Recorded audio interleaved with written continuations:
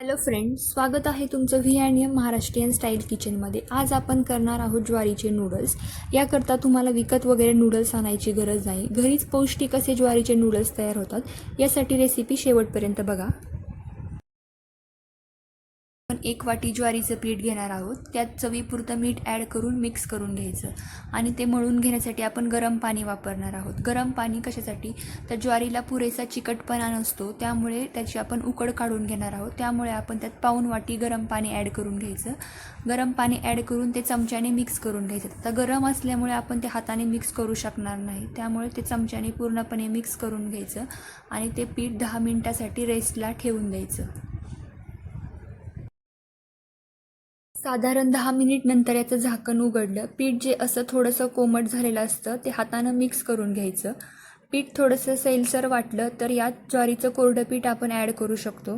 हे आपण भाकरीसाठी जसं मळतो तसं मळून घ्यायचं।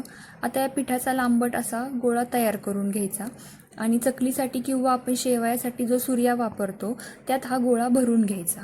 त्यानंतर इकडे साईडला पातेल्यात पाणी गरम करायला ठेवायचं, त्यावर चाळण ठेवायची, त्याच्यावर तेल लावून घ्यायचं। तेल हाताने पूर्णपणे पसरवून घ्यायचं।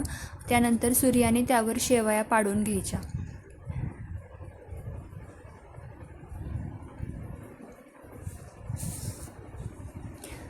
शेवया पाडून झाल्यानंतर त्यावर थोडंसं तेलाची धार सोडायची आणि 10 मिनिटासाठी आता आपल्याला त्या शिजवून घ्यायच्या, त्यामुळे कमी गॅसवर त्याला झाकण ठेवून शिजायला ठेवायच्या।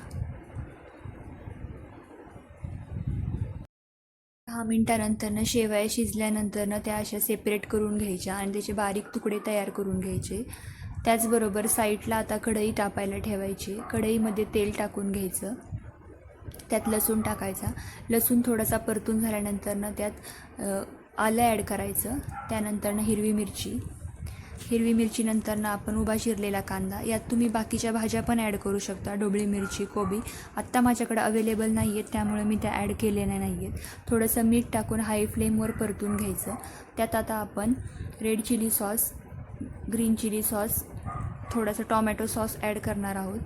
टॉमॅटो सॉसमुळे थोडंसं गोडसरपणा येतो, तुम्ही तो ऑप्शनला ठेवू शकता। त्यानंतर नूडल्स ॲड करून घ्यायचे, ते पूर्णपणे मिक्स करून घ्यायचे। थोडीशी कोथिंबीर आणि वरतून चाट मसाला। रेसिपी आवडली असेल तर नक्कीच लाईक, शेअर आणि सबस्क्राईब करायला विसरू नका आणि नक्की ट्राय करून बघा। खूप हेल्दी रेसिपी आहे आणि खायलाही खूप छान लागतात। थँक्यू।